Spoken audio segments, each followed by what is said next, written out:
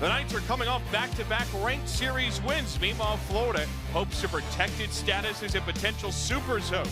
The 33rd meeting of Florida and UCF is set to get started. This game will have major NCAA tournament implications. Both are in the RPI top 25. They both played tough schedules. And also, as mayhem approaches, trying to grab a top 25 victory. We're ready to talk some ball here at KDC Show Presley Stadium alongside two-time All-American Alicia Ocasio. I'm Ryan Urquhart. These two teams, Florida and UCF, both putting up historic numbers at the plate, on pace to break program records. Limiting damage in the circle will be key. Yeah, these two teams are the most competitive teams in the state of Florida, and they're coming in with the chip on their shoulder.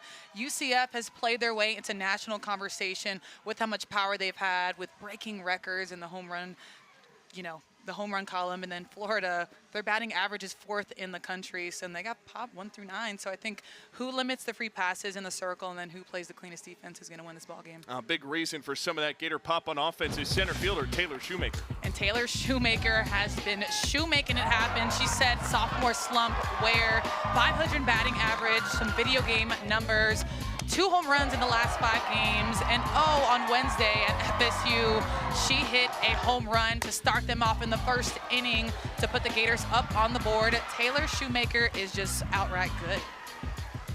Florida's got a Shoemaker to play, and they'll Rothrock with Keegan in the circle. I love it, Ryan. Keegan Rothrock, the undisputed ace for the Florida Gators, is coming in hot, has the brunt of the innings this year, but the junior is coming in. She wants the ball, and that's exactly why she's getting it today against UCF. But she's coming in hot, throwing in the high 60s. We've seen her hit 70, 71 a few times, but rise ball is her bread and butter on multiple levels. But the location for her is critical to make sure that she limits those free passes. Here's how Cindy Bearball Malone lines him up in this season for the UCF Knights. Aubrey Evans in that 2 spot, 214th career start tonight. She's got experience. She does. Aubrey Evans, one of the leaders for this Knights team. She's going to start them off at the top of the lineup, and she's gained a little bit more pop throughout the year, so they're really going to look at her for some production at the top. The Knights stepping into today looking to help their regional hosting case, as they are right on the precipice at 20th in the RPI. A win gets them into that conversation, even if they split against Florida. Meanwhile, the Gators 5th or 7th of the latest projections in bracketologies to be a Supers host can help bolster their resume and not just improve their status and cement themselves as a Supers host, but also elevate that seed. Our umpiring crew for tonight: Beth Gattuso is behind home, Brett Harden is at first, and Eric Salgado is at third. Keegan Rothrock, her 2nd consecutive start, took the loss on Wednesday. Today, but we've got ourselves another Sunshine State showdown between UCF and Florida. Sierra Humphreys will lead off for the Knights for the first time this season. Rothrock spins in the first. And that's downstairs. We're underway, just a little bit behind our initial start time, 6:03 p.m. Eastern. Sierra Humphreys, a junior on this team, one of the veterans. An 0 for 1 in their midweek against UNF, did have a walk. 1-0. Humphreys pelts one up the right field line, foul. And Humphreys isn't someone that you necessarily see at the top of the lineup. This is her first time all year in that leadoff position. We've seen her at the 5, cleaning up a little bit, but today just putting some pop at the very top to start things off. A 1-1. That's up and away, ball 2. Keegan Rothrock on Wednesday against Florida State was a little bit up and down, give up some home run damage, but ultimately put in some good innings, relatively kept Florida State at bay, despite a 3-1 loss. Here's a 2-1 to Humphreys. That rises high. It's 3 balls and a strike. You can tip your cap to Rothrock. She did keep him at bay, but I mean, you can't talk about that game and not talk about Issa Torres and what she's done for this Florida State team. And I mean, she had 2 solo home runs to put them above the Gators 3-1. As this 3-1 is fouled off, it's 3-2 to start from Sierra Humphreys. For Keegan Rothrock, her strikeout numbers top 5 in the SEC, but limiting the free passes has been the point of emphasis. Yeah, and we've seen it time and time again this year. Whenever she gets somebody on, they're typically converted into runs. So I think for Rothrock, got to be able to make the ball dance through the zone and get some missed hits or strikeouts to limit that damage on base. His payoff is laced foul up the right field line.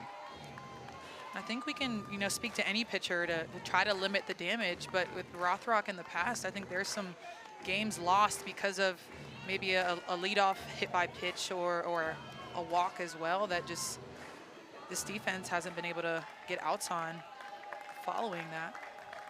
Payoff part 2 to Humphries. Lifted again down that right field line. It's about 3 or 4 straight fouls we've seen out of that area. Keegan Rothrock, junior ace for Florida, has been the Friday and Sunday starter, first of 2 games. Gators will play at home today and then at UCF tomorrow. Went 3 1/3 against Florida State, giving up all 3 of the runs. Another payoff pitch.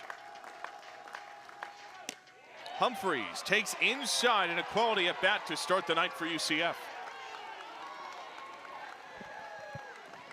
And I still think that was a competitive pitch by Rothrock, but a really good way to lay off by Humphries. And that's the free passes that we're talking about, but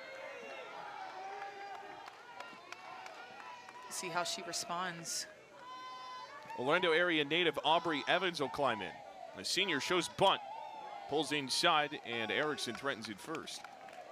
Aubrey Evans grew up in Apopka, Florida. It's about maybe 30-40 minutes away from UCF. Went 0 for 2 with a couple of walks on Wednesday. 2-time All-Region selection, All-Big 12 second-teamer last year. 1-0 en route. Evans will take inside. 2 balls, no strikes. And she's a tough out to get. Second toughest to strike out in the Big 12. And that's why they want her at the top of the lineup. Somebody who makes you work for it and gives the rest of the team confidence starting the game. 2-0's down the chute for a strike. A senior on this team facing Keegan Rothrock. Mentioned 220 games. Has started 214 in her Knights career. 43 doubles, 2 set the single season record as a freshman. 2-1. Bunts it down into the perfect spot, third base side. Grover's only play is to first, and the sacrifice is successful.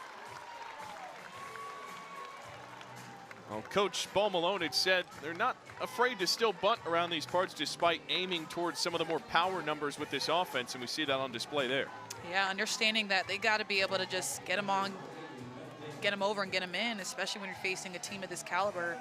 She spoke highly of the Gators, and despite just having the very similar numbers in the dugout, being able to execute for her is going to be the biggest thing, especially going into postseason play. First pitch to Beth Damon's a strike. 8th season for Cindy Ball Malone. Goes by Coach Bear, has led UCF to 6 NCAA tournament berths, including their first ever Super back in 2022. Damon's from Oklahoma. They faced the Sooners in that Super. 0-1. Damon slices off a foul. It's 0-2.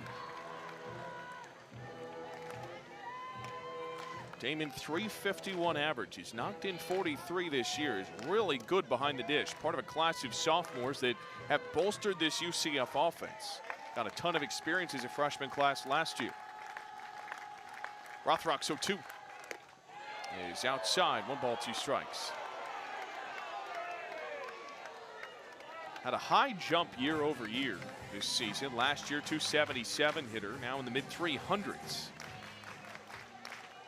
A runner at second for UCF in the first. Rothrock a 1-2. Caught on and missed. First strikeout tonight for Keegan Rothrock.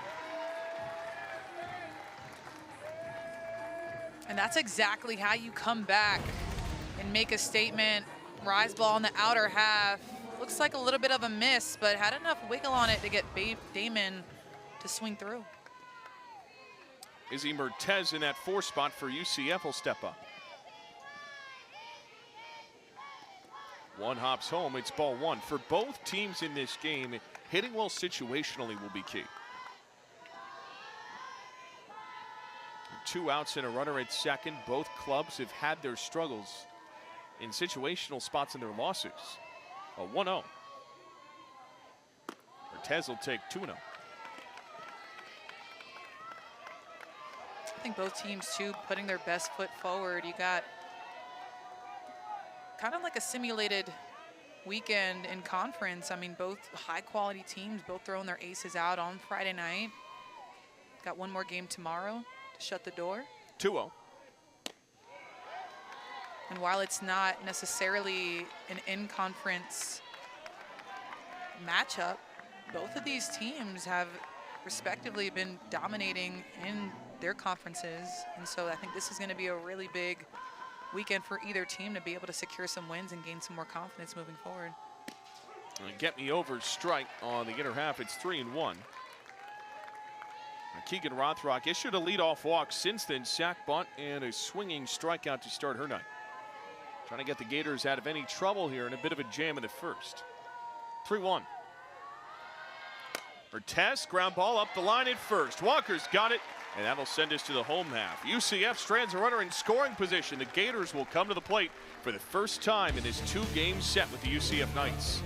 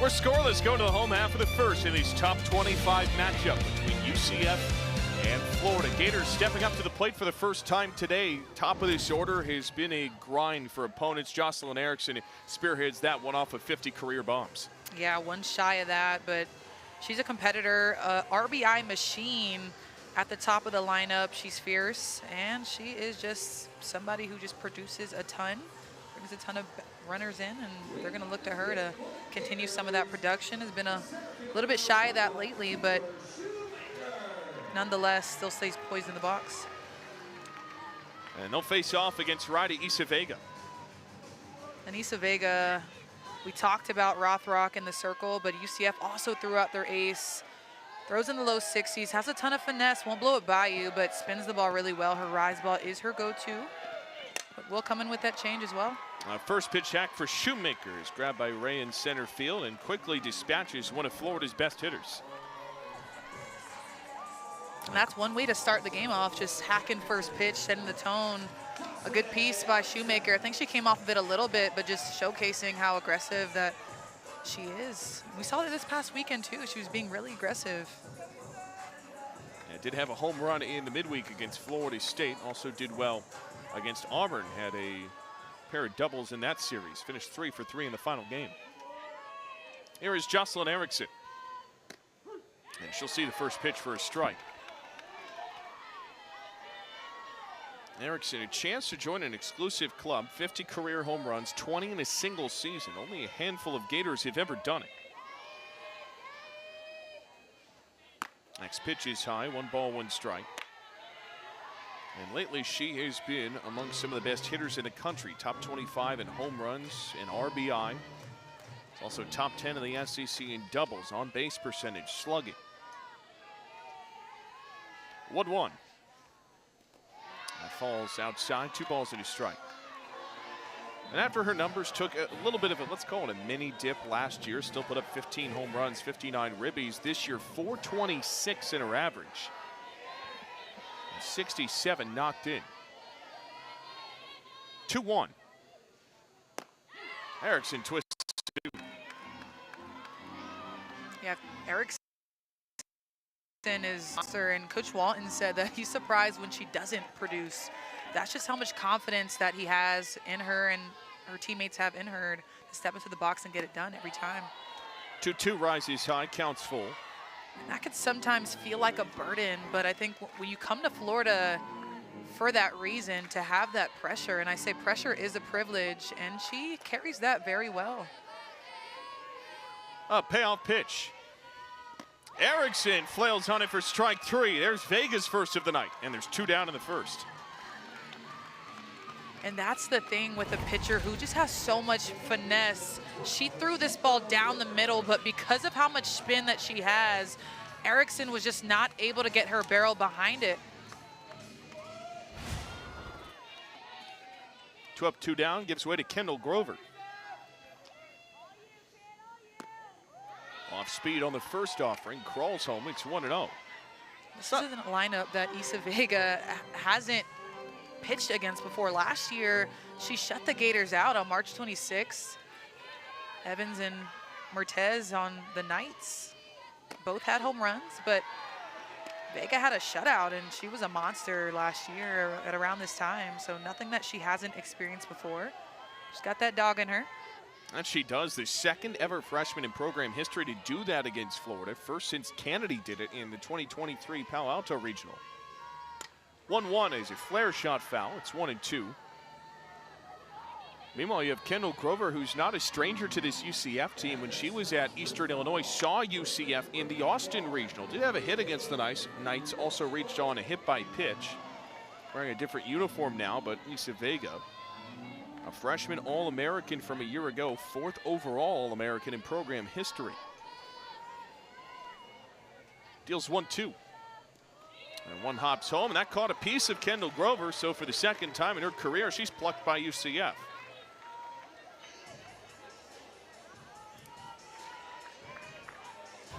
That's a good use of the rules right now. She doesn't get out of the box or go out the way. She just allows that ball to hit her, and it's her box, so she is on a board and earns first base on that. And that's one thing I'll tell you that, you know, as a Gator, I have experience in just staying in the box when the ball's coming at you because you're automatically granted first base. A first pitch swing for Townsend Thomas into shallow left. Play is made by Mertez, and that'll retire the side. So after the hit by pitch, Grover is promptly left stranded. Both teams leave a runner in the first. We're on to inning number 2, UCF in Florida.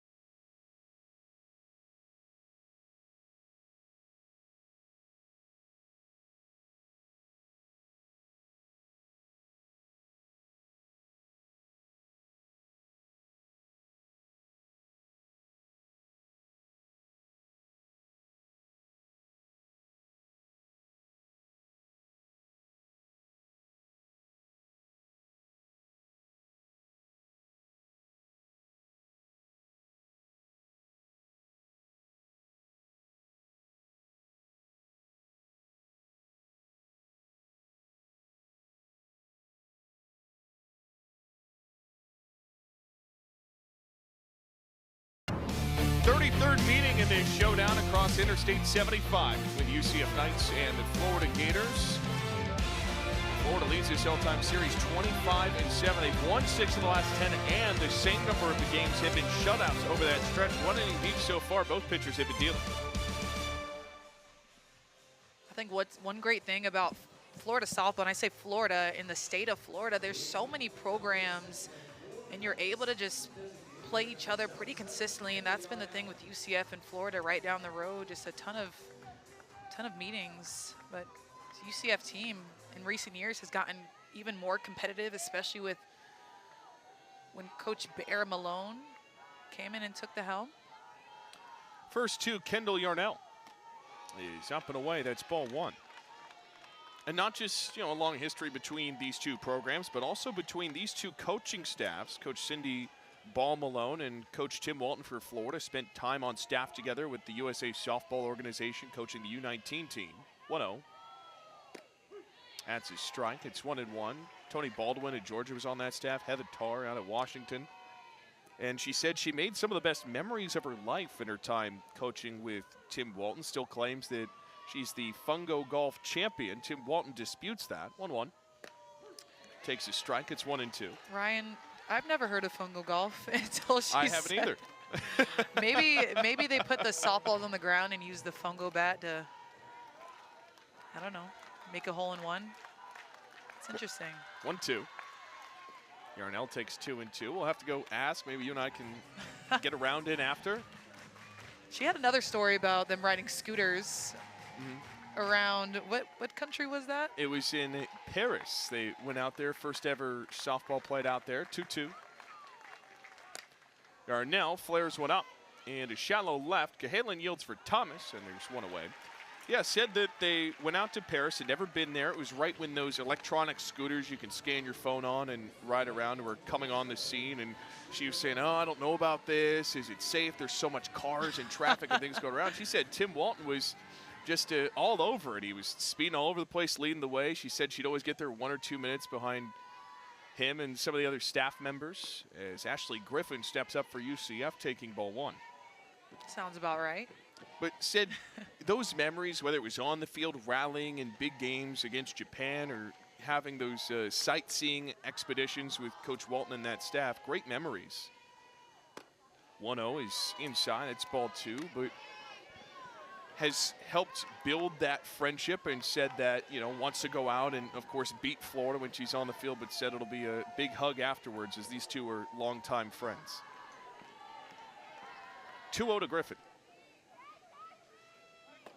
That's outside. 3 balls, no strikes, and Griffin works ahead again. I love those stories simply because we always hear the perspective of the athletes and their time overseas and playing for these national teams, but seldom do we hear the coaches and their experiences and how they're impacted from them as well. And just the opportunity to network and to build relationships with other coaches that they don't necessarily see all the time. So I think that's great. Obviously, Coach Cindy Ball Malone. Time at Washington. And Rothrock battles back. It's 3-2. It's funny. She gets on me all the time. She's always like, don't forget to tell people I was your first recruiting call. When she was at Washington, I was 14 years old, and I could hardly remember it, but she always gets on my case about it. Up the shoot and out of play. Still 3-2. But, it's such a small world, especially in coaching, and those connections run very deep. Oftentimes, you'll see staffs that, of course, maybe those connections shine through on, but there's always that competitive element as well, and also the in-state bragging rights and the bigger picture of both teams trying to make their case for NCAA tournament seeding. Counts full on Griffin. Rothrock unleashes a payoff. Another strikeout for Keegan Rothrock. That's her second of this ball game. Gets the second out of the second. Rothrock does it with a curveball this time. You can see the spin on that in the slow-mo. Just, she has like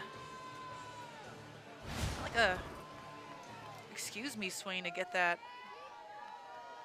Rothrock just dealing right now. Coco Jaimez to the plate to face Rothrock. First pitch swing, dribbles out to short. Cahalan makes the play.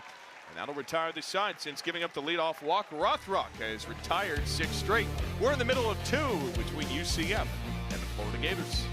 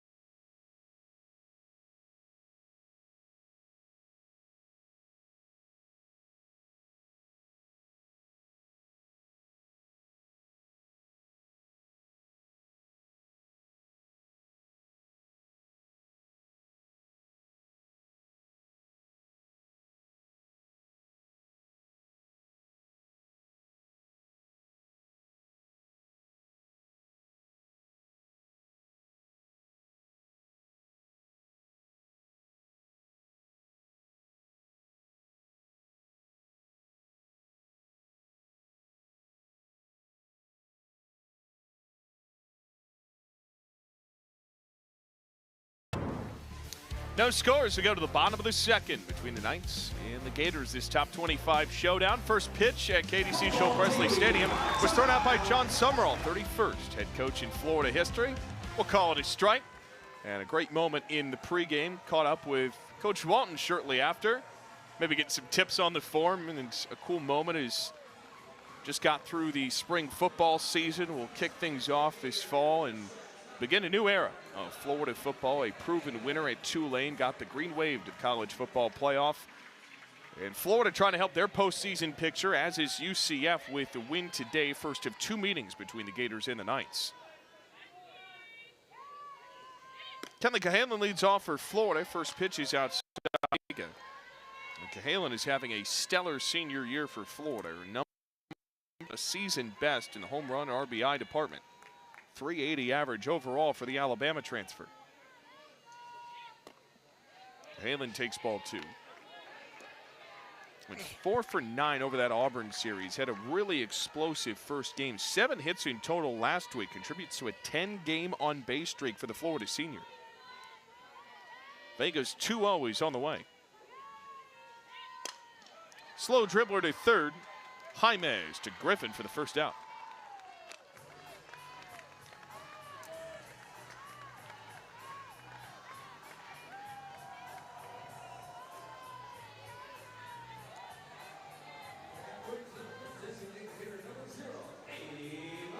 This is turning into a rubber match here early. I think that was a big out. When you look at Florida's lineup, Cahalan's been hot. Ava Brown climbs in. High and away, ball 1. It's very much a pitcher's duel so far. Vega's already got 1 strikeout, has retired 4 of the first 5 she's seen. Ava Brown, a return from injury after 5 weeks, in a home run in the Auburn series. 1-0. Off speed and low, 2-0. That's one thing that this staff wants to see from Isa Vega is the use of her changeup a little bit more. She has really good numbers and a good spread on that changeup, throwing it at about 49, but her hard stuff's coming in about low 60s. I think when you throw that changeup, that counters that rise ball and makes her rise ball look even better when approaching the zone. She has a ton of upspin, and that changeup just falls right off the table, and she can throw it for a strike and a chase. 2-1. And Vega spins it outside. 3 balls and a strike on Brown, so a hitter's count. Vega 10 1/3 over the Kansas series. Had 7 strikeouts, but did walk 5. Threw a complete game, extra innings in the first of the 3-game set. 3-1. Brown smokes it right back to Vega. Took it on the rib cage. Makes the play anyways, but Vega's visibly shaken up. She's got a smile on her face. That makes me feel a little bit better watching from the booth. Her teammate just patted the spot and she says, ooh, that's still a little sore. A little tough love there. A hard hit by Ava Brown through the heart of the field. This one, you know, a good ball on the black on the outer half, just sends it right back up to Vega. She tries to stop it, just goes through her hands. But I love that she finishes the play despite her getting hit in the ribcage. So an extra moment for Issa Vega to catch her breath, the first team all-region selection. 6th best ERA in the Big 12. She is the centerpiece of this pitching staff that's already a little bit thin because of injury. And for UCF and all their aspirations to take that next step as a program, if she's okay, Coach Bear's going to walk off the field, let her pitcher go back to work. But she's going to have to bear a lot of that workload as Mayhem approaches. Yeah, I mean, pun intended. She's going to have to bear it all. But as far as thin goes, this is a team that has 9 pitchers on their staff, so they do have depth. But when you just look at the numbers, Issa Vega is the undisputed ace, has the brunt of the innings. And then when you look a little bit deeper, Vega has 10 complete games. There's only one other pitcher that has a complete game, which is Dempsey. But Vega is special for this program. They need her going into the last stretch of conference play in a postseason to be successful. She's gonna come in different and start a game. She can come in and save it. She's gonna close as well. So she's just a special pitcher who can do anything that you ask of her. Cassidy McClellan into the box, 2 gone in the inning. First pitch hack, loops one into foul territory. Jaimez can't track it down. Nearly a 1-2-3 inning for Vega. Instead, new life for Cassidy McClellan. That was a long way that Jaimez had to run over at third base, and for a second I thought she had it. Both teams going with their ace today. They'll be back tomorrow, but at UCF. 0-1 to McClellan. Slow and outside, 1 ball, 1 strike. Both teams can grab top 25 wins. UCF is on the outside of that regional bubble right now. You take down Florida, though, and if that RPI holds for them, could help. 1-1, big cut for strike 2. And for Florida, you feel confident about their Super's host position, but there's a big difference between being a 7 seed versus a 4 seed. There is. Ball and 2 strikes on McClellan. Vega deals. 2-2. Both teams facing a similar monster, but, you know, it has to be something that they're thinking about in the back of their head. But I think ultimately just going out there and competing is the theme for both teams, putting their best foot forward. On 2-2, counts full. Cassidy McClellan has overall had a really good junior year. He's had some stellar stretches for Florida. When she's gotten in a groove, she's as good of a 7-spot hitter as you'll find in the SEC. Payoff pitch. Outside, ball 4, and she's got the ability to work walks as well. That is her 8th walk, leads the team over the last 11 games. And that's one thing that she's going to do is be disciplined at the plate. But like what you said before about her being in the 7th spot and producing, I think that's the key as you hit this stretch is can your whole lineup be able to get things done when it matters the most, not just the top of your lineup. Cassidy McClellan has shown that she can come up in big situations. First to Walker's low and in. Missouri transfer. Originally by way of Kansas, he's a big Chiefs fan.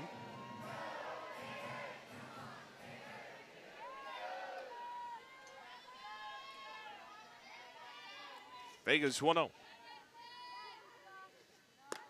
Blisters outside, 2 balls, no strikes.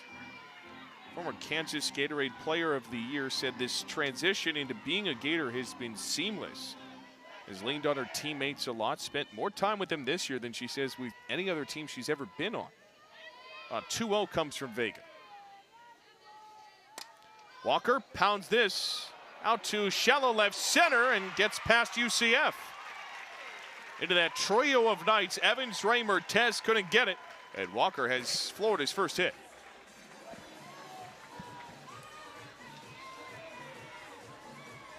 You can't be too mad about that. A Texas leaguer in no man's land. Evans going backwards, just can't get a glove on it. Issa Vega does her job, but Walker's just so strong. She's able to just fist one right into shallow left center field for the Gators' first hit. Gabby Comia will climb in. Coach Bear will step into the circle for a meeting with Issa Vega. Wants the batter to meet. She wants to talk to the infield. I imagine with 2 outs here, this is discussing approach with runners at first and second.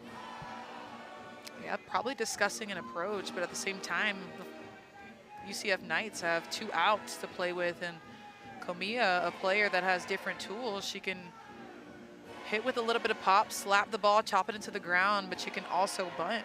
You've seen her hit away a little bit more as of lately than she has, but the thing about players like her, she's able to just switch it up mid at bat. If she wants to slap, she'll slap one pitch, and if she wants to hit, she'll hit it another, all in the same at bat. Those types of players are hard to defend as a defense, but the silver lining is the force play for the UCF Knights.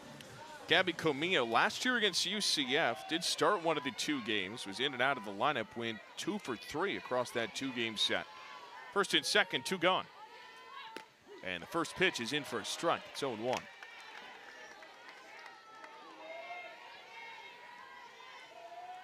Entering the week, one of the toughest to strike out in the SEC. Trying to add on to that Ribby total. She's got 24 this season. 0-1. Camilla rips it down the left field line. Falling fast, but in time is Evans for the final out of the inning. So Florida threatens with 2 outs, but they leave 2 stranded. We are through 2. No score, Knights and Gators.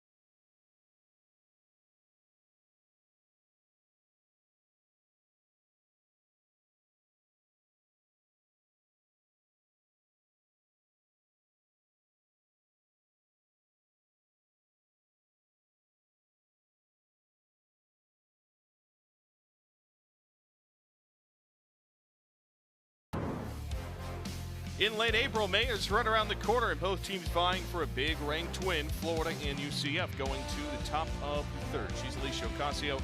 I'm Brian Urquhart. The Knights send up 8, 9, and 1 to start off this inning. It's Keegan Rothrock, who has retired 6 straight with 2 strikeouts. Rothrock with only 1 walk so far today. It's only the top of the 3rd, but has responded well with. She's got 2 strikeouts via the rise ball and the curve ball. So she's starting the day off fairly well.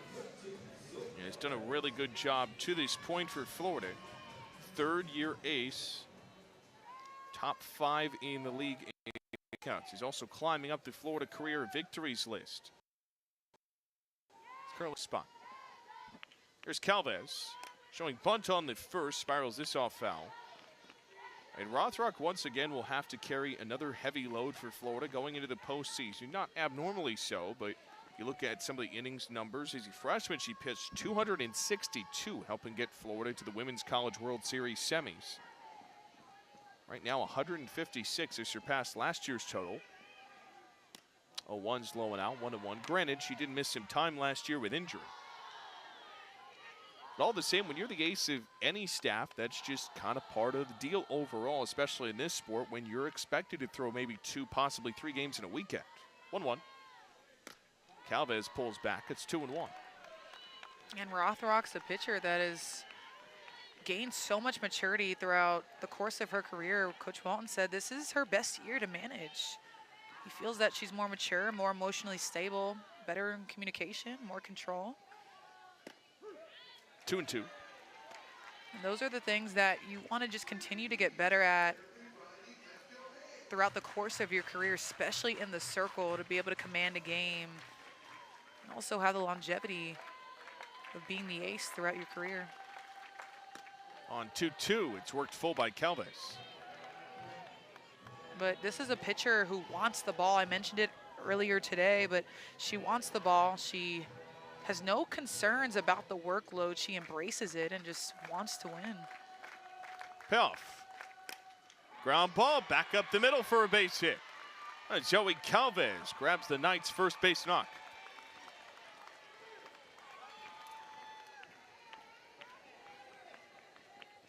Calvez just sends this one right back through the middle for an easy hit. Doesn't have to do too much, just gets the barrel behind the ball.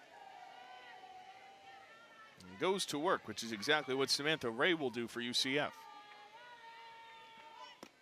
Shows bunt. And that's ball 1. This could spell trouble for Florida if UCF can turn it over with nobody out and runners aboard. Ray had 5 hits in the Kansas series. 1-0. Ray shows bunt again. It's 1-1. Her 150th game played in a UCF uniform tonight. A career average of 305. Her best season so far at 393.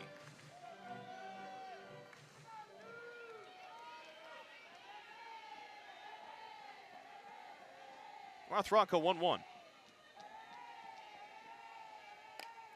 This bunt is successful. Walker makes the play to Camilla, but UCF moves the runner.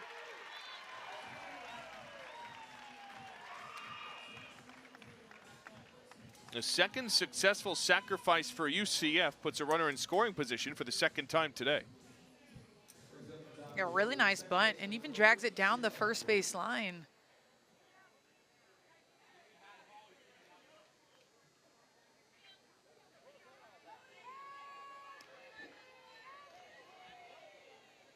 Clearing up a call behind home plate, but Ray is out at first.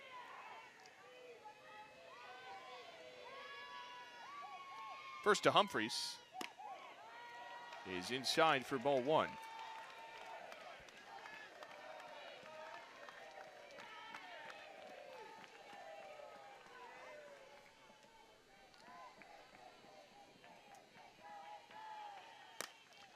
Blistered and dives in for the double play.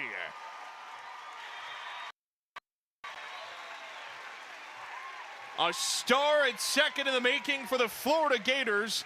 Grabs the frozen rope and dives into second at turn 2. Comia diving into second base, shutting down any momentum the Knights have. Time to hit.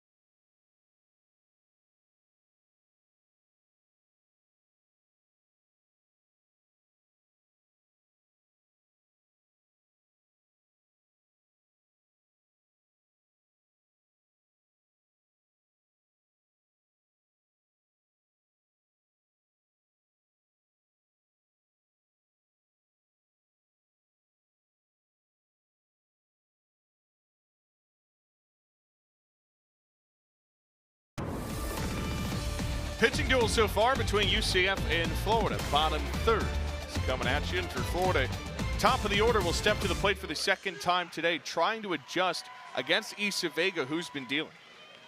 Isa Vega is just making the ball dance. Only has 1 strikeout, so she's getting a ton of miss hits, making the defense work.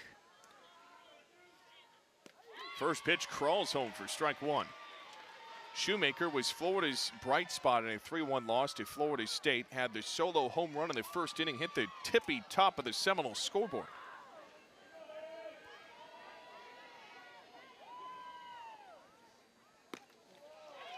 Has been leading this team as of late as that wanders outside. He's been leading the team with a near 500 average, 7 extra base hits out of her last 16. It's 1-1. Shoemaker will take a ball. They peel to third, no swing. Her numbers continue to be some of the best in the country. Tim Walton talks about her ability to spray it to all parts of the yard. That control of the bat head is really unique. 2-1 to Shoemaker. Flutters it up into foul territory. Jaimez over, gives way to Evans, and there's 1 down. And another big out to start of this inning for Isa Vega, one of the best hitters in this lineup in this country. Getting her out 2 times on 2 miss hits. It's got to give you some confidence in the stuff that you've got in your arsenal.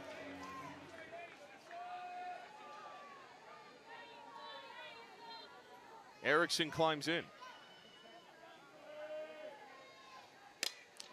Clobbers it left center field. A first pitch hack gets over Evans. Jocelyn Erickson has Florida's second hit. We're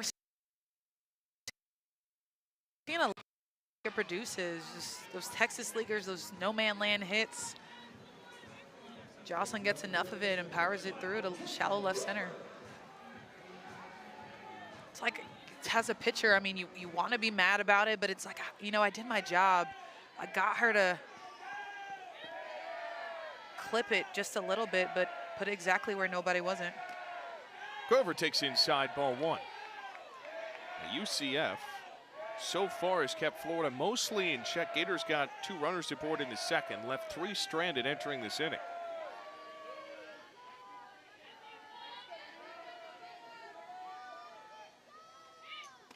Way outside, good grab out of the stance by Damon. He's been a really good catcher for UCF behind the dish. Is pacing a program record for runners caught stealing, but has to manage not just catching Isa Vega, but a very big UCF bullpen. 2-0. Grover off the handle of the bat for a foul. It's 2-1. And that's a task in itself. I mean, Damon's been phenomenal behind the dish. On pace to set another record of throwing people out, but just the management of the bullpen might be even tougher, just to learn all the arms and what makes them tick. 2-1. Grover pulls it foul, 2-2. And Coach Paul Malone had talked about wants to manage that catching spot to some extent, similar to how Florida has managed it with Jocelyn Erickson and Eloise Zalowski, giving Erickson time to recover, not necessarily go through the heavy workload and strain of catching every day, and finding those right matchups and battery combinations to get them through that with so many young arms especially. 2-2. Grover takes off speed, ball 3. And she's done that. I mean, given innings to Irvin behind the plate, some stress relief off of her knees. I mean, catching is a strenuous position. You're in a squat for almost 2 hours, and got to think about all the time she's doing that in practice as well. 3-2 is blistered up the left field line. We were talking with Coach Ball Malone before this game about managing such a big staff. She said she has regular conversations with Rich Wallace, the head baseball coach at UCF. Said they've had so many productive conversations about how to work through that and such a big staff. How do you go day in, day out working through that? 3-2 is en route. Grover pounds it in the air, center field, sayonara.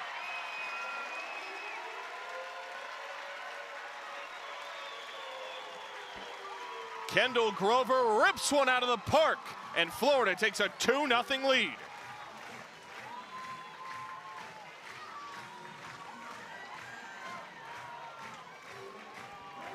Grover is just grooving. This changeup left over the heart of the plate.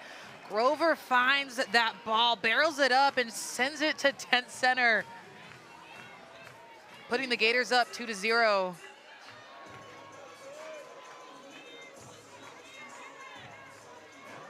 Kendall Grover leaves the building for the 10th time this year as the 5th different Gator in double-digit home runs. Townsend Thomas lays down a bunt on the first. It's foul.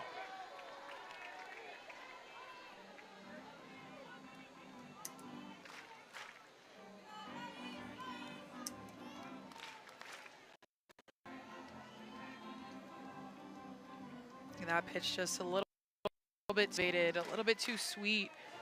Grover recognizes it, and you could see her clutch and hold and just barrel that thing up. Really nice swing by the transfer. Thomas ropes one off foul, left field side. It's 0-2. Townsend Thomas back in this 4 spot for Florida. Her skill set does have some power in it. Has a few home runs for Florida this year, but we've seen her in the leadoff. We've seen her in the 9. Gators a 2-0 lead. Get a big power swing from Grover, but Townsend Thomas brings a unique skill set to this 4 spot. She does. We've even seen her in the 5 spot. I mean, you know, we talked about Comia and all the tools that she has, but Townsend Thomas is coming out with the same tools. 0-2 goes opposite way into left field. Florida's offense, second time through, has a groove.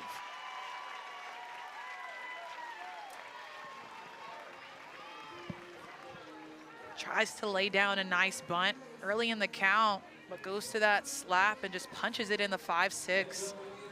That's what you'll see from Townsend Thomas.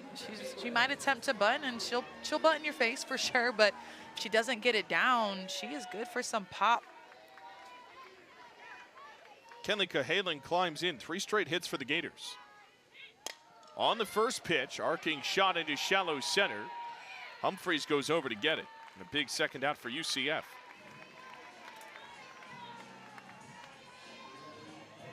You know, to circle back with Coach Ball Malone talking with Rich Wallace, the baseball coach for UCF, she said that the baseball team had actually come over to practice this week, wanted to see how UCF approaches the rise ball. Because coming up, they've got some vertical approach up from their opposing pitchers. Wanted to see how this UCF team goes to work. Ava Brown takes upstairs inside ball 1. But it's so cool to see a working relationship between 2 sports that are so similar. Yeah, and with a lot more baseball players these days, throwing that ball with a ton of backspin that just continues to stay or even rise a little bit, I think that's important. But in today's game in the softball world, I think if you're going to hit the rise ball, one, you got to be able to recognize it, see the spin and trajectory of the ball, but you've also got to be able to work your hands above the ball and keep your barrel even and find the top. Brown, after the last one's inside, this one's ball 3. And I think with Isa Vega, with her ball coming in the low 60s, it's easy to see it and want to hit a beach ball, but with how much spin that she has, you really have to try to find the top because the Gators are mishitting in the air a little bit right now, and the adjustment they want to make is just find the top and try to hit a line drive or a ground ball. Strike here, 3-1.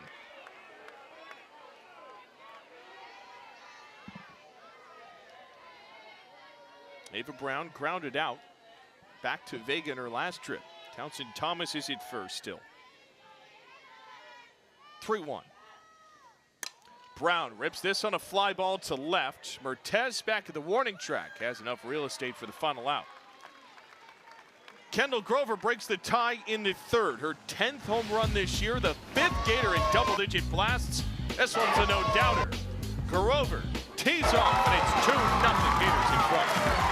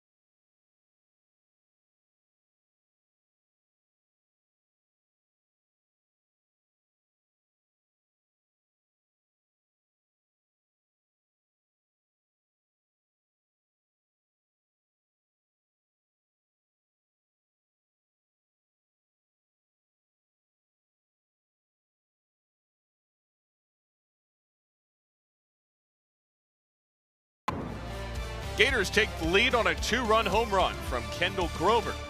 And UCF will try to respond in the home half. One of a host of ranked matchups this weekend. Clemson and Duke going toe-to-toe on ESPN2. You also have Georgia and Oklahoma. Alabama, Tennessee is going to be massive in the SEC race. I think these are all going to be great games to watch. I know Florida wants Georgia to maybe knock down OU this weekend with facing them next weekend, but I mean, this is the time of year that, you know, any team can come out the woodworks and make it happen and get some wins under their belt. Gators right in the hunt for a top 4 seed in the SEC tournament. Aubrey Evans leads off and back up the middle on the first pitch for UCF hit their second, and the tying run will come to the plate. Gators right now sitting at 4th in the SEC standings. They're only a game and a half back of Alabama and Oklahoma. This is their bye week in league play, only facing Georgia on the road to finish out the regular season. So if you're Florida, you're peeking at what Alabama and Oklahoma and Tennessee are doing, because that not only has regular season title implications, but also for where you're seated in the SEC tournament. As Beth Damon will call time.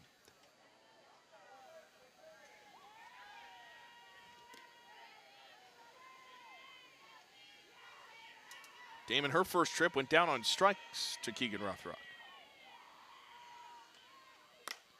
Another first pitch swing. This one's into center field. Shoemaker adjusts and makes the catch. We talk about this game, Alicia, as an RPI opportunity for both sides. The conference tournaments will also be a chance for any squad to build their resume, especially when you play in the SEC.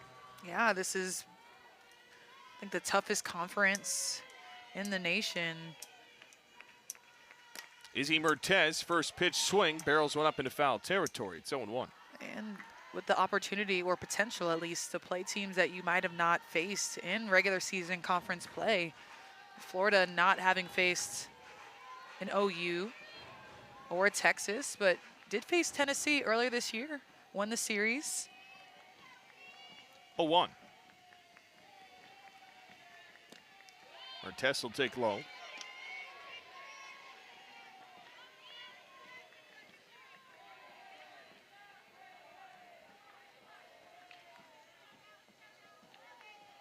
Rothrock's 1-1. Up the ladder, 2-1. Izzy Mertez, only a ground out today. UCF has not lost to an in-state opponent. Loss in-state was to Florida State this past Wednesday, 2-1. Mertez bounds one up the third base line. It's 2-2.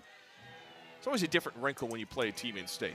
It is, and also when you have some familiarity on the opposing team. Mertez grew up playing travel ball with Jocelyn Erickson and also Taylor Shoemaker in center field on the OC Bat Busters. 2-2. Upstairs, 3-2. Man, that team was loaded. Riley McCoy was also on that team. Kai Miner, Gabby Garcia. Just got a lot of talent coming from that organization, and really from just California, Southern Cal in general. 3-2. Mertez goes opposite way. You also have Francesca Ney, I believe, was a bat buster, one of the assistant coaches for Florida. Amanda Lorenz. I actually texted her this morning to see if Mertez played with Erickson and Shoemaker. Found out she does. But Coach Walton just... There's one of the legendary bat busters in this Florida program amongst the Gator record books in home runs, a lot of categories. 3-2 is off the plate, and Keegan Rothrock walks Mertez. Tying run is on base here in the fourth.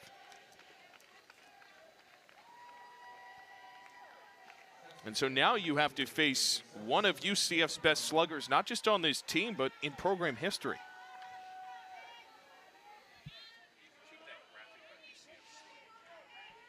First to Yarnell. Takes it inside, ball one.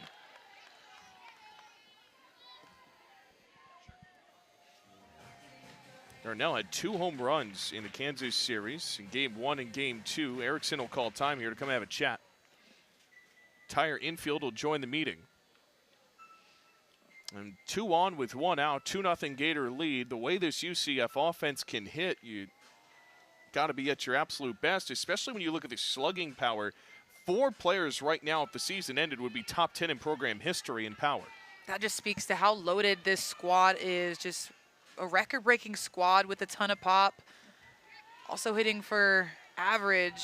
They're getting it done in multiple ways, but Yarnell just has been phenomenal. Missed some of the season last year due to injury. Up and back, it's 1-1. Man, Stephanie Best was 1, 3, and 4 there. Yeah. All over those record books. I mean, that's why she's a Hall of Famer. No doubt about it. Also, one of Florida's now grad assistants, Chloe Evans, is in that 10 spot. Ball on a strike. Here it is to Yarnell. Finds a little part of the zone. 1-2. Well, Yarnell could change the complexion of this game. Had the walk-off home run as well in that Kansas series. That snapped UCF's single-season team record for home runs. Right now sits 8th in the Big 12 in those long balls. Rothrock calls time.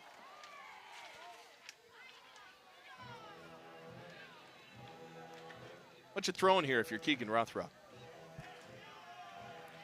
I have some count leverage if I'm Keegan Rothrock. The count's 1-2 with 2 runners on and 1 out. I'm not giving her anything good to hit because she's protecting, and anything you leave over the plate, she's hitting it hard. So you got to make that ball dance and maybe expand the zone a little bit. She's got that rise ball. Well, Coach Walton had something to say to our umpiring crew. Was in the ear of Eric Salgado, a third. And just getting organized and proper here.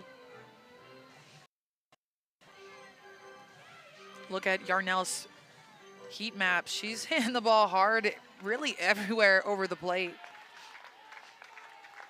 1-2. Yarnell goes down on strikes. Keegan Rothrock dispenses one of the best power hitters in UCF history. Rothrock goes to the rise ball, gets this ball to dance. It's over the heart of the plate, but because she has so much spin, she gets Yarnell to swing under it for a strikeout, a big out to one of the night's best hitters in the lineup. Griffin in. A first pitch hack into right center. McClellan's over, adjusts to the warning track, and retires the side. UCF threatens, they do not score in that inning. No runs on a hit, no errors. 2 left. Florida's up by 2 in the middle of 4th.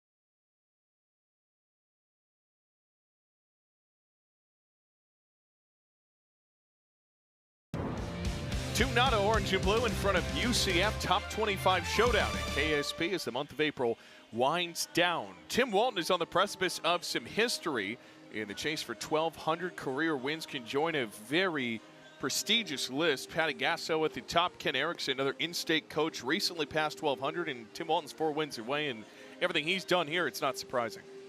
Yeah, I think, just his attention to detail on the softball field, but just how he takes care of his players outside of that. I know firsthand, just developing them as softball players, but also as people has been just the theme of this program, and that's exactly why he's been able to gather so many wins because it translates directly on the diamond.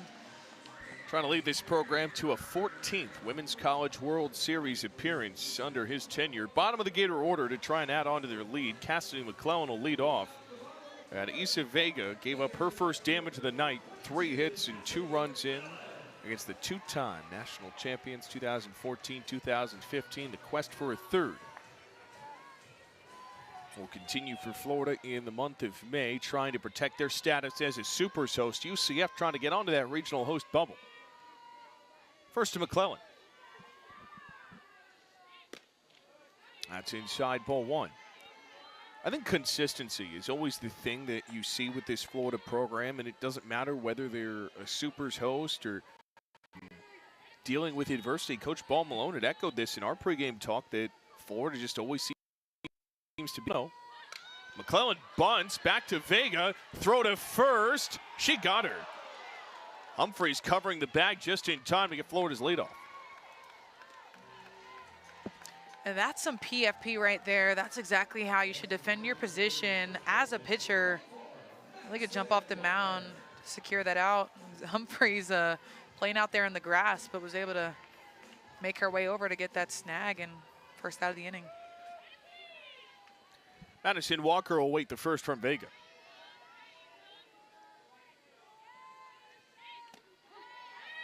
And it's a strike, 0-1. Walker, her last trip, got a single, was a bloop shot into a triad of Knights, Mertez, Ray, and Evans all in the area, couldn't get it. Walker will watch off speed go by. It's a ball, 1-1. I think I saw her break her wrist on that one. Just a little bit. That's why I'm up in the booth and not on the field umpiring. Here's a 1-1. That's upstairs, 2-1. It's the best part of the peanut gallery. You get all the view and none of the responsibility. And Madison Walker trying to eye up some extra power for Florida in that 8 spot. He's had some big swings this year, including a home run off Carlin Pickens, 2-1. 3 balls and a strike.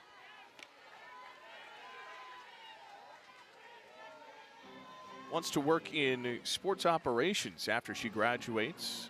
Worked the SEC football championship this past offseason. Said it was the best experience of my life as a sport management major. As 3-1, roped into center. A few steps in for Ray, and there's 2 down to the inning. Nice piece by Walker. She got fisted on the last one, but clears her hips a little bit better on this one to get her barrel through. Hard hit ball to center, but Ray's behind it. Makes the grab.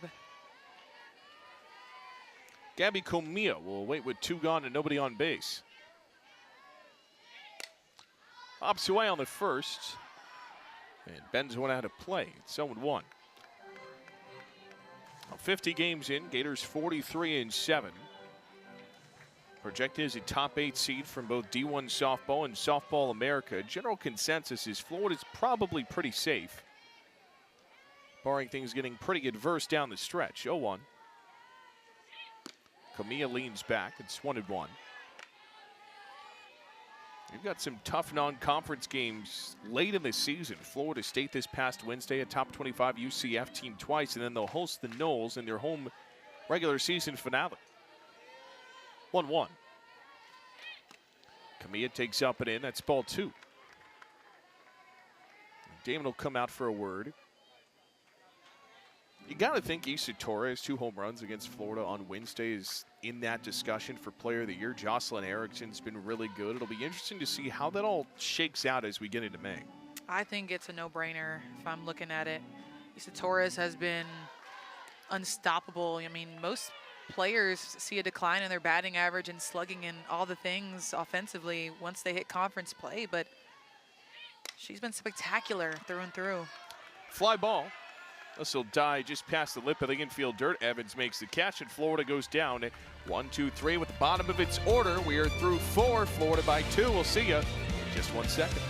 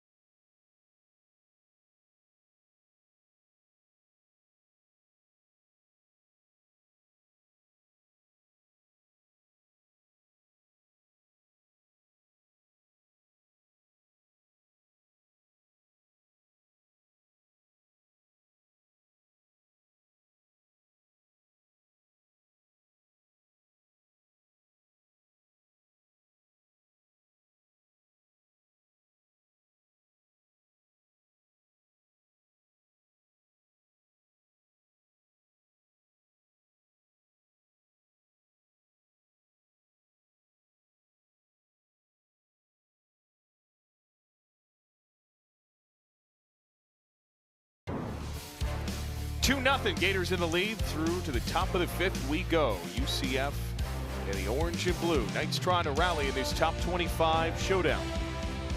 So far, Keegan Rothrock has been spinning a gem, and she'll be back in the circle on a beautiful night in the Sunshine State. They'll get back tomorrow in Orlando, play the second game of this two-game set, have Sunday off before going into their final conference series. She's Alicia Ocasio. I'm Brian Urquhart, and so far the one home run is the difference. Keegan Rothrock for the first, or for the stretch of this game now will get to pitch with the lead. Yeah, and we've seen that a lot this year. I mean, winning by the long ball, the Florida Gators, and also on the other side, the UCF Knights. But Rothrock has been good so far. Only 3 strikeouts on the day, but getting the outs. Nonetheless, both teams making their defense work, and that's all you can ask from a pitcher, to just give your team a shot.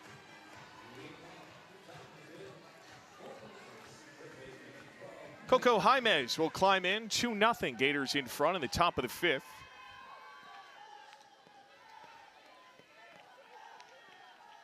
First pitch through the right side for a base hit. And Jaimes will stop at first base.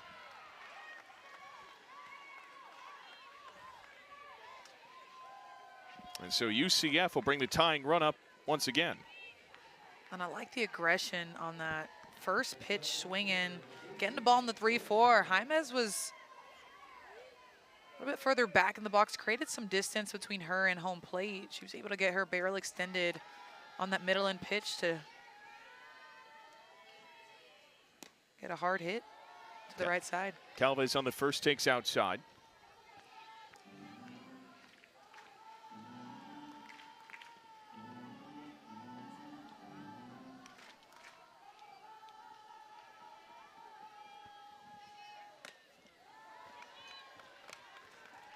It's 2-0.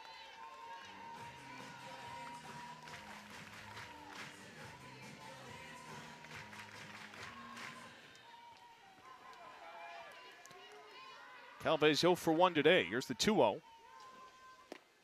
Swings through it for strike one. Well, Rothrock's been dialed in so far. 3 strikeouts she sprayed across 4 innings. UCF only 3 hits with that leadoff single. A bunt down the third base line. Grover makes the throw, and that's the 3rd sack bunt from UCF tonight.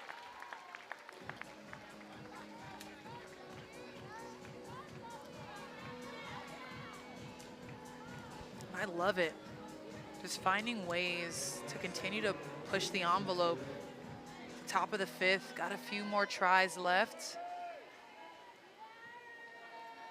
Just playing textbook softball to figure it out. They got a few outs to play with right here. Samantha Ray to the plate. That's low, ball 1. Well, if Ray can find a way to turn this over, could prove to be one of UCF's best opportunities to strike back offensively.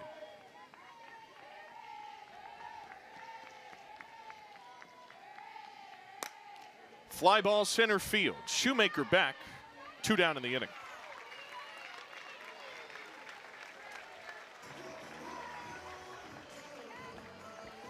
I've seen Shoemaker make some crazy plays within this past week. Saw her make some slide dives, leave her feet this past weekend, make some grabs. Covers a lot of ground. We've seen her in right field for most of her career. It's only 2 years, but it's been her position in right field. First pitch, a high line drive left field. Thomas back, she's got it. Moving with the utmost speed, up against the line, makes the play, and UCF strands a runner. On to the bottom of the 5th. Florida trying to add on to a 2-0 lead.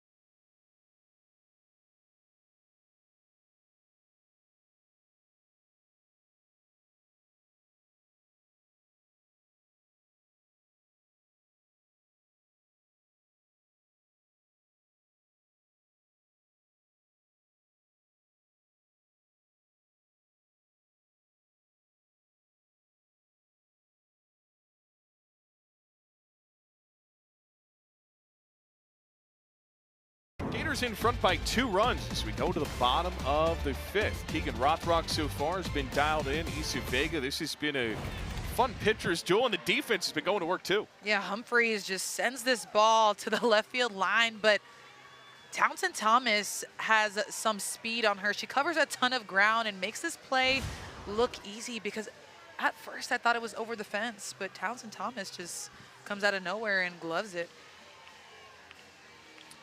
Top of the Florida order against Vega.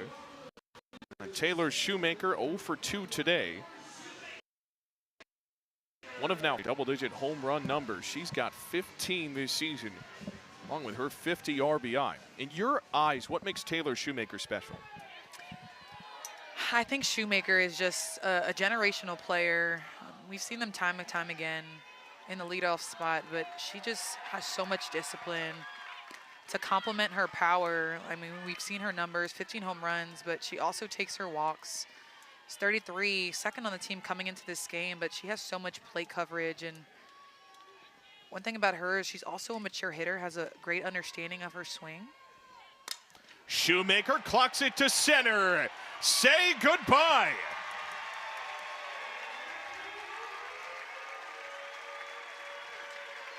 A second Gator bomb, and it's 3-0 Florida in front.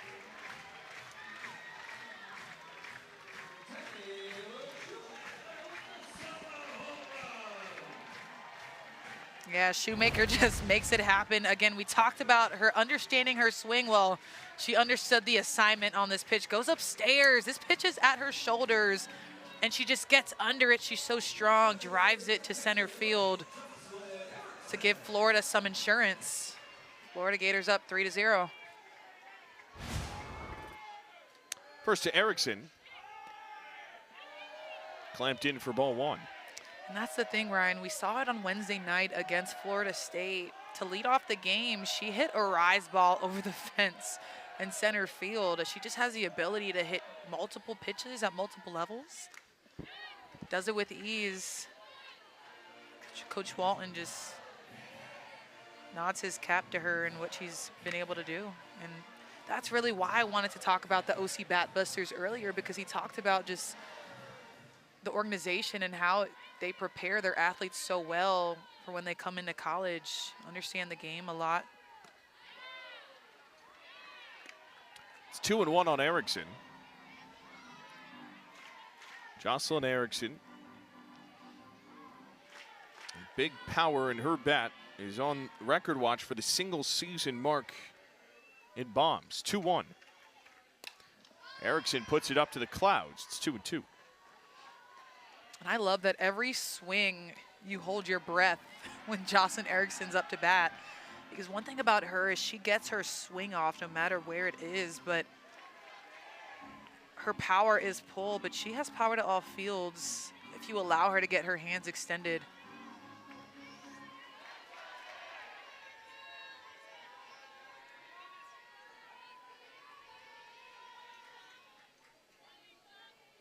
Two. 3-2. Jocelyn Erickson, top 5 in career home runs and RBI. Has found a good routine this season. Said this game is 90% mental. Has learned that if I just play for me and have fun, take that pressure away. His payoff pitch is looked at for strike 3. Vega gets a massive strikeout. It's her second against Erickson. And that is just gutsy. That's how much confidence Issa Vega has in that changeup. She just paints the outside corner with an off-speed 3-2. Jocelyn didn't like that one, but a beautiful pitch by Vega. Throw back up against the wall. Kendall Grover up and taking strike 1. Coach Ball Malone had talked about that with Issa Vega, is how she sustained success from her freshman year to her sophomore year. But has done an incredible job sticking to her guns. That one hops home and hits Grover again, similar fashion to how she got hit the prior time in the first inning. Kind of just skipped home and caught a piece of her leg. Yeah, just it was a missed pitch. You could see Damon behind the dish, setting up for outside, but just lets this ball go. Doesn't completely finish it. So ends up hitting Grover, and I guess better that than a home run. Yeah, with the power this Florida lineup can display, and that's going to do it for Isa Vega. A valiant effort tonight, but Florida's bats have come alive. The Knights, they'll make a change. We'll tell you about the new UCF arm when we return. It's Carly Jo Penner into the circle for the black and gold.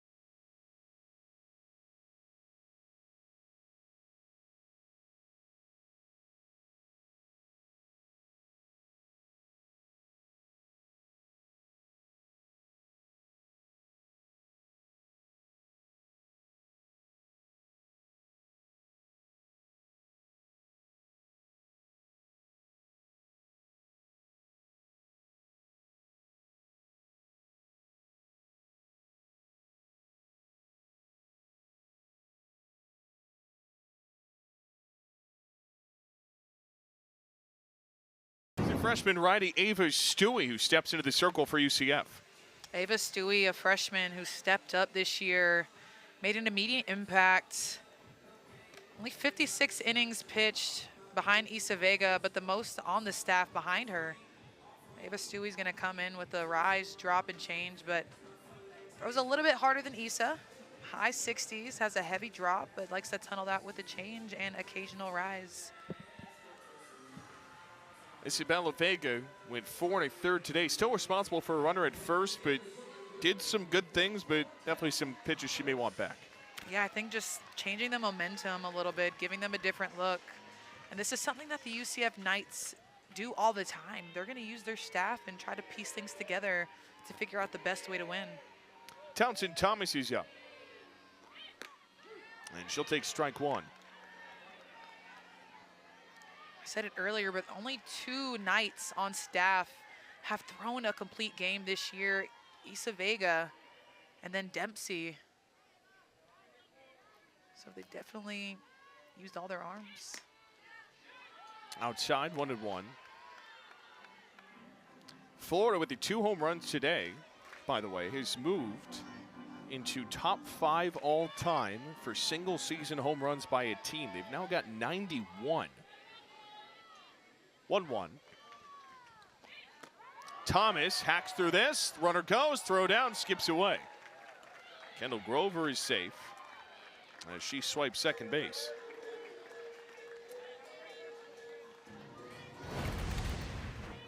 I think there's something to say about this. You've got Grover, who's not necessarily known, stealing on Damon, who's known to throw players out. Florida Gators can tell that's some insurance, but on that play, you saw Townsend Thomas swing away, so it was definitely a... Thomas smacks it into center field. Grover has the go-ahead, and then a late red light from Coach Walton. First and third with 1 out for Florida.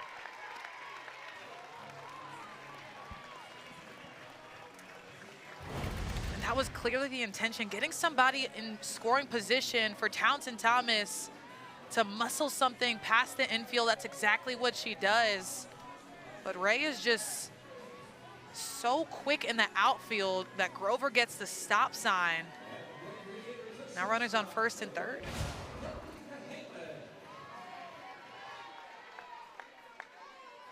Kenley Cahalan climbs in. 1 out for Florida.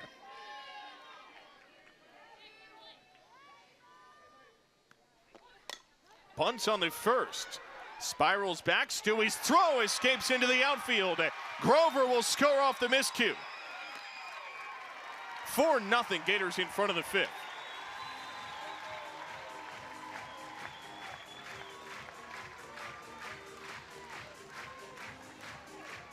And that is what you call havoc on the base paths.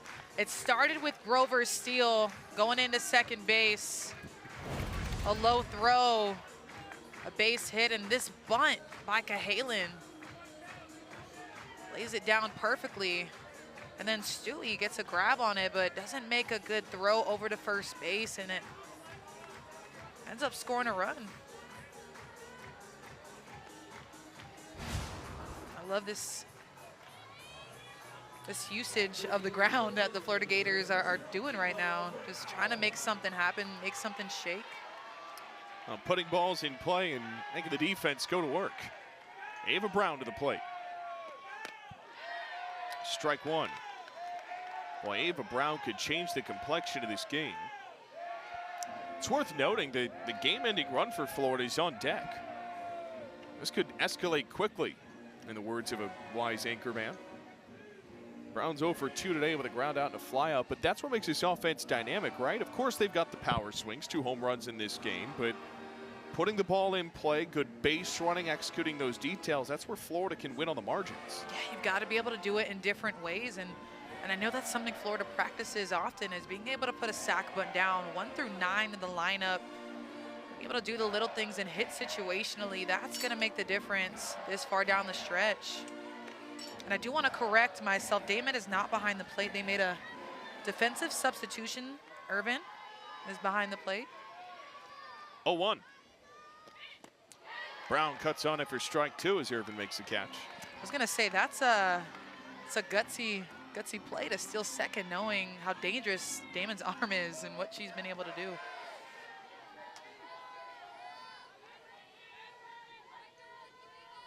Stewie dispenses 0-2. Brown will take ball 1.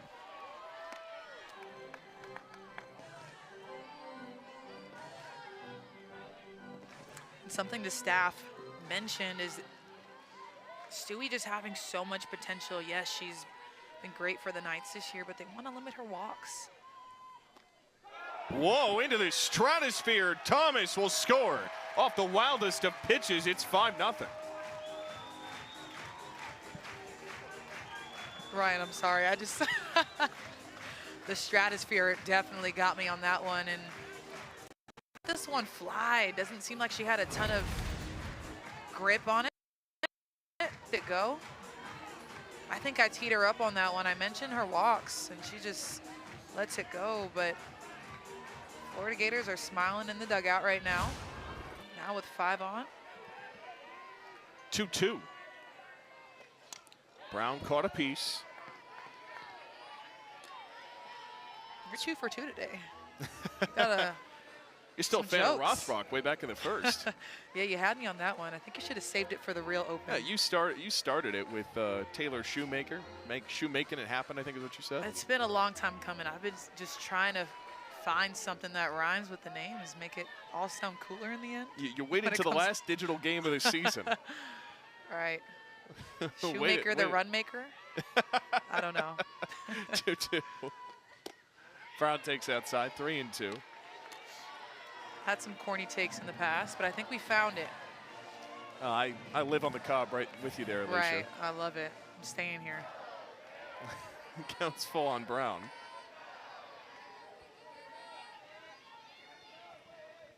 Payoff pitch. Brown smacks it. High fly ball. Left field. If it's fair, it's gone. And it's foul. Man, I thought Brown was going to go to town on that one. Almost did. Sends it sky high. I mean, Ava Brown, so much power. She's been a critical part of this lineup. Came in hot when she first came back. Has been a little stagnant since then, but her leadership, I think, is far more important. 3-2, center of the year, right center field. It is out of here.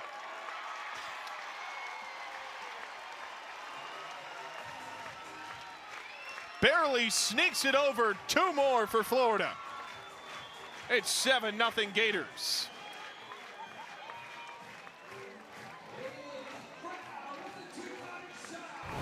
And Ava Brown does go to town on this pitch, middle out, sends it off the bat. So much power. She's going Oppo Taco for this one right over the head of Calvez. Puts 2 more runners on the board for the Florida Gators. Talk about insurance. We're now in Mercy Rule territory. Literally inches over the wall, stuck that on the countertop out in right field. She did. You know what? I thought Calvez had it the way that she was tracking it down. It's just one of those things. It just sneaks right on over, and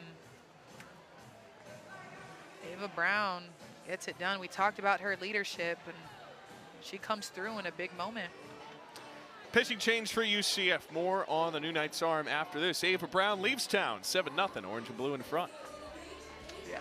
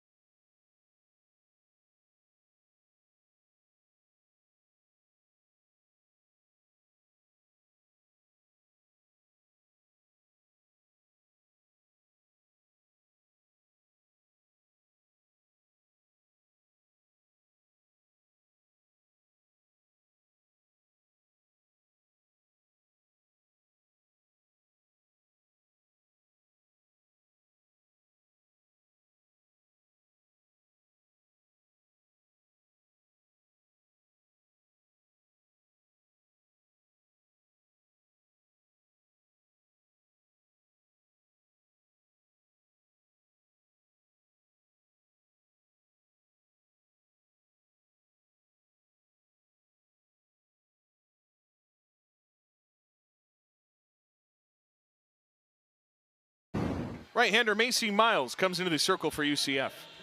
Macy Miles, a redshirt junior, not a ton of innings this year, only 8.1. Appeared in 8 games, the 5 ERA, but throws in the low 60s, comes in with the full arsenal. First pitch is way off speed, ball 1. Yeah, her changeup's going to come in the low 40s, which is a big differential from her fastball. She's going to come in the low 60s, so that's almost 20 miles per hour of a difference. It's outside, 2 balls, no strikes. Macy Miles, by the way, if it sounds familiar, her dad is Les Miles, former head coach at LSU in Kansas. Meanwhile, Cassie McClellan, 1 walk tonight. On a 2-0. McClellan will take low and out. Game-ending run is at the plate.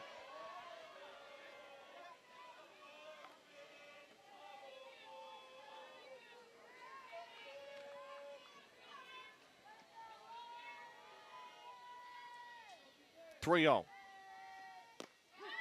Strike 1. Man, how this crooked inning has changed things. It was 2-0. UCF was right in it. Issa Vega was dealing for a good part of this game, but Florida has uncorked things. 3rd time through the order.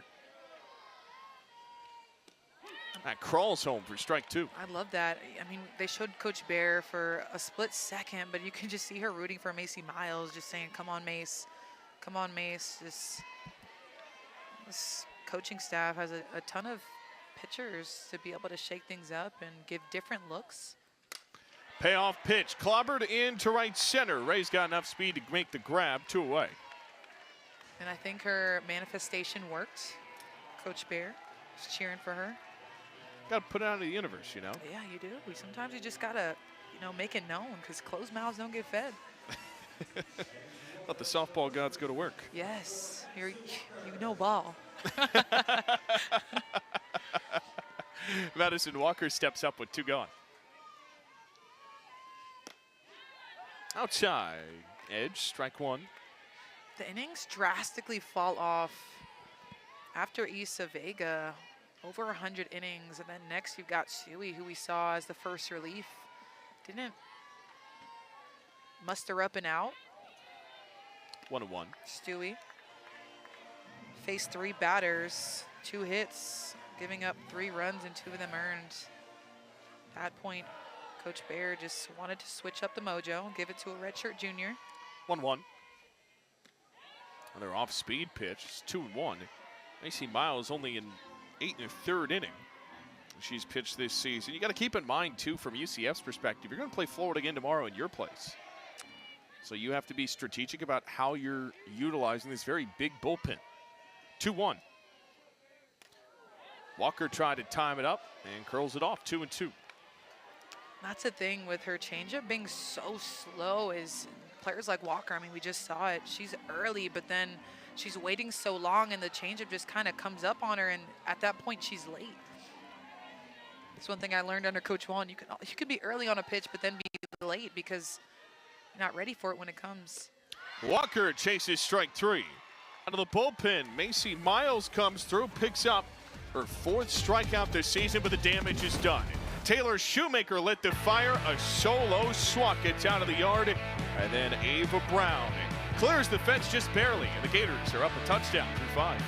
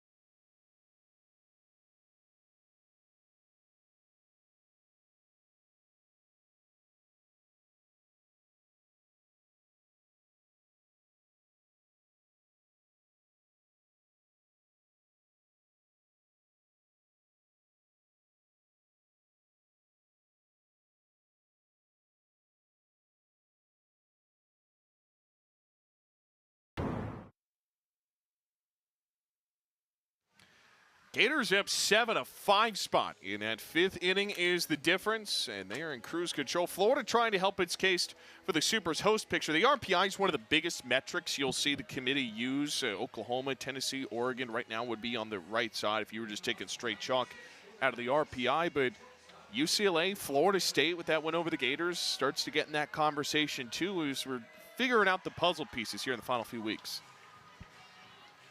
But Florida win today can go upwards. First 2, Aubrey Evans leading off. There's a strike 0-1. It makes a big difference playing at home, Alicia, because it's not just, yeah, sure, you got your home crowd, but you're sleeping in your own bed. It's your normal routines. It's all the other stuff. Yeah, and you're not having to travel and put your body through more turmoil than it already is going through with having played so many games already in the season and then continuing to fight and stay healthy. And I think when you travel as much as you do throughout the season and going into postseason, it takes a toll on your body. So you got to figure it out and stay mentally tough along with recovering and staying hydrated. It's 1-1, peels in, 2 balls and a strike. And then you think about the fans. I mean, you're able to just bounce off of each other and just give the fans energy and they give it back. I mean, there's nothing like playing at home when the intensity is through the roof. 2-1 Evans, yoinks it over to Grover at 3rd. 1 away.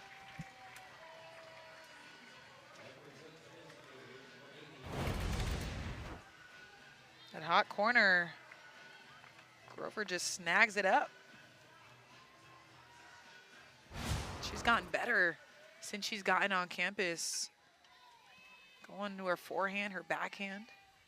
Coach Walton just gives her a lot of credit in her development throughout the course of the fall and then even throughout the season. Just speaks to the growth that she's had as one of the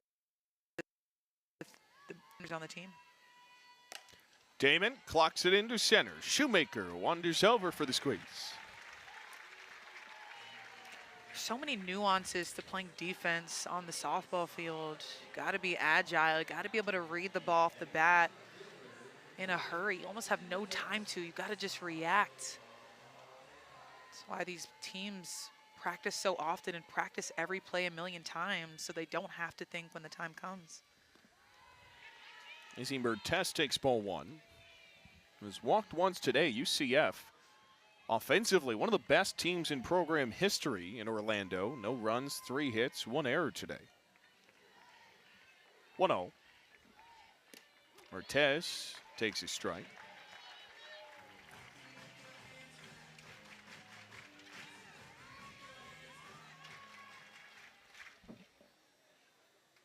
Well, for UCF, assuming this holds, Florida goes on to win this one, is have a conference here. Have to come back, do it again tomorrow. You got to put this behind you fast because we talk about the fans being advantaged. UCF would imagine they'll have a big crowd tomorrow on a Saturday against Florida, top 10 team coming in their building. They got to bounce back because even taking 1 from Florida can go a long way to just being in that discussion to host a regional. Yeah, I think that, Coach Bear Malone, this is a huge challenge. I mean, when you talk about just the numbers, and UCF was unranked coming into the season, found their way in the top 20, multiple points in the season. And they've made a name for themselves. They've been in conversation, national conversations with what they've been able to do. Well, they're right there in that discussion. Now, again, you win, they could scoot right up to 16. 2-1. That's Fleury back. Losing the first is going to make that a little bit tougher. But even then, a good regional draw for UCF. The way this team swings, there's no reason they can't go compete. That's what Coach Bear loves about this team is, they're goofy. They have a ton of personality, but they can flip that switch and compete at any moment. 2-2, he's upstairs. They're going to need it. UCF, bye week this week, 2 games with the Gators before they close out Big 12 play. They'll face Iowa State on the road at Ames. Payoff pitch is lofted down the left field line. Thomas can't get there in time. And we asked about what were some of the big differences year over year for UCF and their improvement overall. I know they're down 7 here in the 6th, but this has been a much improved UCF team in the top 25. And it was some of the adjustments they made in travel to prioritize rest and recovery. I feel like that's played a big role in the offensive jump. The offense trying to unlock something against Keegan Rothrock. 3-2. Mertes chops one to second. Wicked hop for Comia. She makes the play anyways. And that ends the inning. Rothrock's retired 6 straight. And we are on to the bottom of the 6th. Florida can end this game in run rule fashion.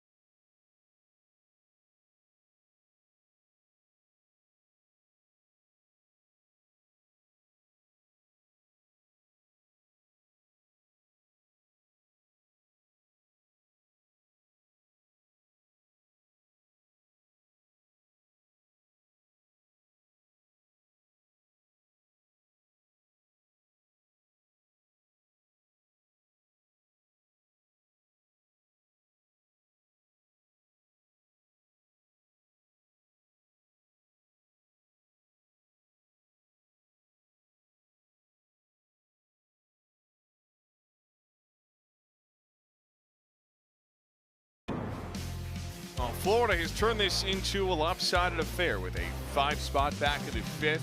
UCF hitting just 3 for 14 to the plate. Gators, they blasted 3 out of the yard today. And that has been the difference. She's Alicia Ocasio. I'm Ryan Urquhart. And Alicia, what was once a pitcher's duel has turned into a Gators offensive onslaught. Yeah, they had a really big 5th inning putting 5 up on the board, but it really started with Kendall Grover's home run, and right before that, Jocelyn Erickson's single. Little blooper really helped them out in securing those 2 runs. UCF Knights have used 4 arms. Now their redshirt junior has got the rock. Miles is first to Wesolowski. And she deals in a strike. Wesolowski pinch hitting in the 9 spot for Gabby Comia. This has been a regular appearance for Ella Wesolowski coming off the bench. Was an everyday starter when Ava Brown was out for 5 weeks with injury. Also seeing catching duties, 0-1. It's outside, 1-1. Her and Walker have been splitting time. Transferred in from Mississippi State. His experience in the SEC was brought in to add some experience behind the dish. Was great at throwing out runners last year. 1-1.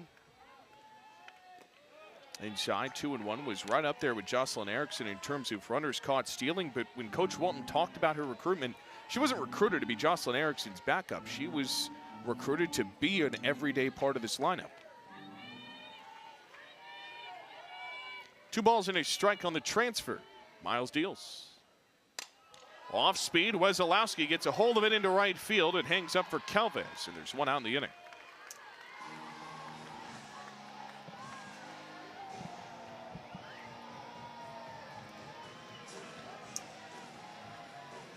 Top of this Gator order, Alicia, almost feels like the Death Star looming over this game.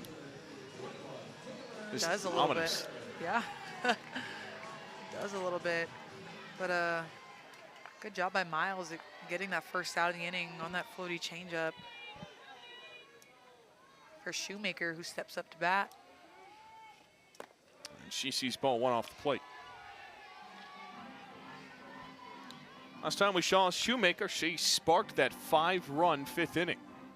A solo blast to, like the spark, was her 16th this year. 1-0 to the plate. Off speed, Shoemaker twists it up against the screen. A lot of off-speed pitches Florida's dealt with today. Yeah, and it almost looks like that's what they're looking for. They're seeing it in, and they're trying to put barrel on ball, but even with Shoemaker, I explained it, you know, when Walker was up to bat, but just being early on it and then waiting a little bit too long, you get handcuffed on it. Ready to pull that trigger and get that barrel out. Almost knuckleballed.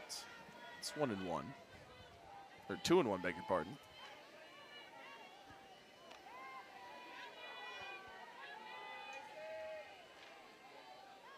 The pitch.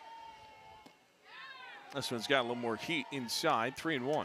Does, I think, maybe a little bit low, but still a really good pitch on the cusp of the strike zone.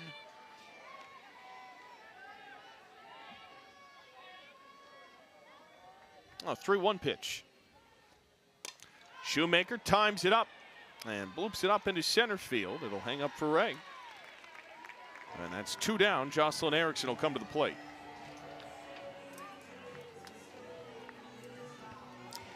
Erickson looking for some redemption. It was a changeup she struck out looking on against Vega in her last at-bat. Opportunity here to hit some more off-speed stuff. Jocelyn Erickson trying to join an exclusive club of Gators to hit 50 bombs. Only 4 others have done it. The first pitch is upstairs, 1-0. That up there is some Gator royalty. It is. I'm grateful I got to play with Lauren Hager. I got to watch Megan Bush, even Anea, Kelsey Bruder as well. Inside on Erickson here, 2-0. What attribute do you remember the most about Lauren Hager? Oh my gosh. I love Lauren, and to know her is to love her. She's just, one thing about her is she's going to be brutally honest, and she cares. She cares about the game, cares about the people around her. He is swiped off into foul ground. That'll retire the side. And it's still 7-0 UCF. Down to their final 3 outs. Gators closing in on a Game 1 victory.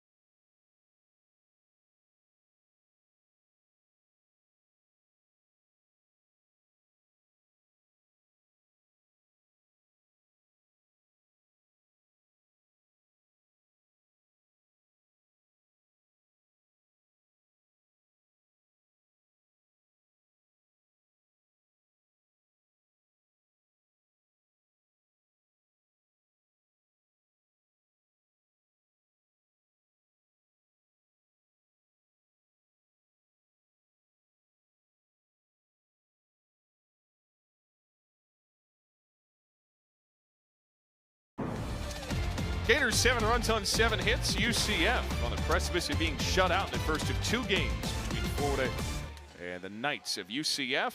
Gators will turn to Caitlin Oxley, the riding in the circle. Oxley, the sophomore, gonna come in and give a little bit of a different look. Not throwing as hard as Keegan Rothrock. She's gonna come in. She's has some innings under her belt. You see her on Wednesdays and Saturdays in the SEC and during the midweeks, but throws a spinny rise. We'll see her with that screwball combo as well, and then she'll pull the string on that changeup. So Keegan Rothrock, her final line, 6 innings, 3 hits, is in line for a combined shutout with Red Oxley. Yeah, as good as any performance that she's had. No earned runs, only 3 strikeouts, but making the defense work, and they're making it look easy. Keegan Rothrock, solid 6 innings.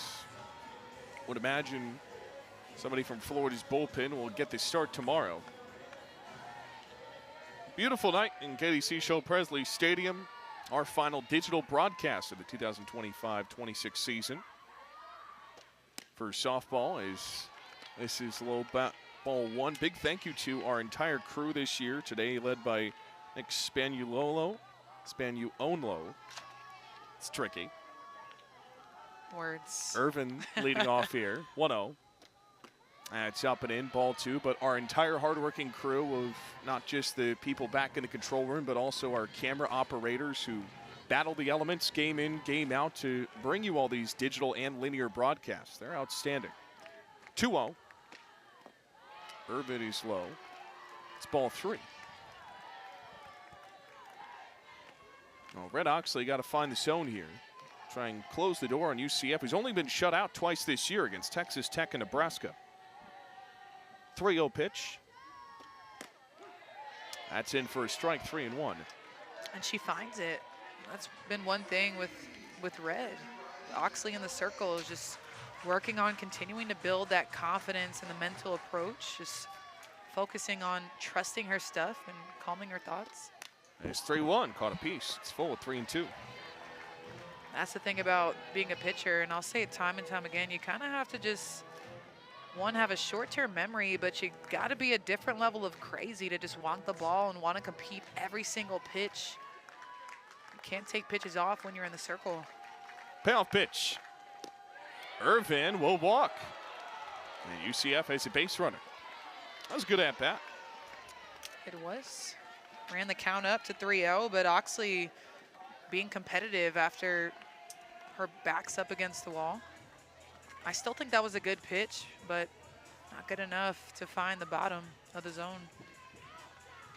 A pinch runner over at first for UCF. Knights will enter in Ayala Durant. And if UCF's going to do it, they've got to do it now. In the top of the 7th, got nobody on. A really good start to get the leadoff runner on. Well, 7 runs is a steep ask. See another pinch hitter for UCF. It is a steep ask, but one thing that I've learned is that anything's possible. You just got to continue to pass the bat, and this is one of those two-way players. Yeah, this is Reagan Vokoun. Flail and a miss, 1-1. Reagan Vokoun, know her for her lefty arm in the circle, but one of 3 two-way players on this staff. 1-1. Strike 2.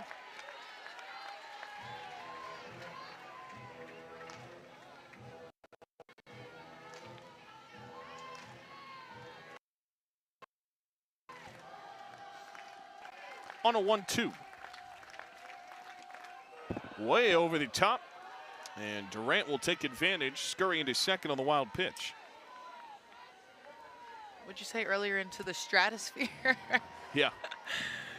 Yeah, that one got lost somewhere, but it's not something we typically see from Red. Now runner in scoring position. This 2-2 is cut through for strike 3.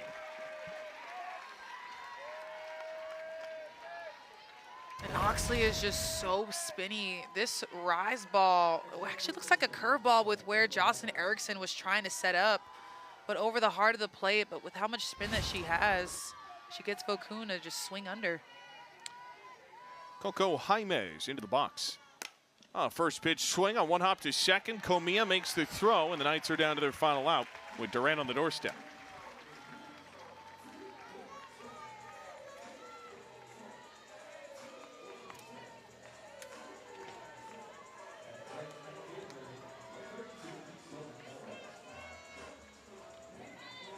Zoe Calvez trying to break up the shutout with 2 outs.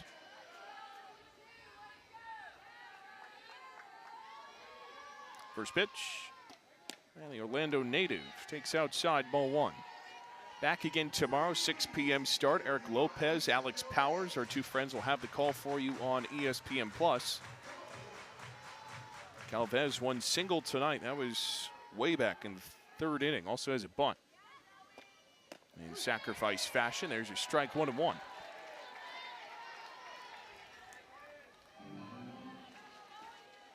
UCF's only goal right now is got to be to just pass the bat and stay patient, wait for your pitch, know that got to swing at something you can drive. Outside, 2-1. Big key for UCF to bounce back tomorrow would be what? Continue to push forward. Offense is something that is within their strengths, so just keep on keeping on. But I think on the flip side, they've got to be able to handle business in the circle. We've seen Isa Vega go back-to-back days multiple times this year, especially in conference play, but you've got to be able to hold it down in the circle because they can do it offensively. 2-2. Taps it foul off her own instep. Stays 2 balls, 2 strikes. This crowd will get to its feet. Penultimate home game for the Florida Gators. They'll have Florida State this upcoming Tuesday in their home regular season finale. 2-2 to Calvez. And the count's full.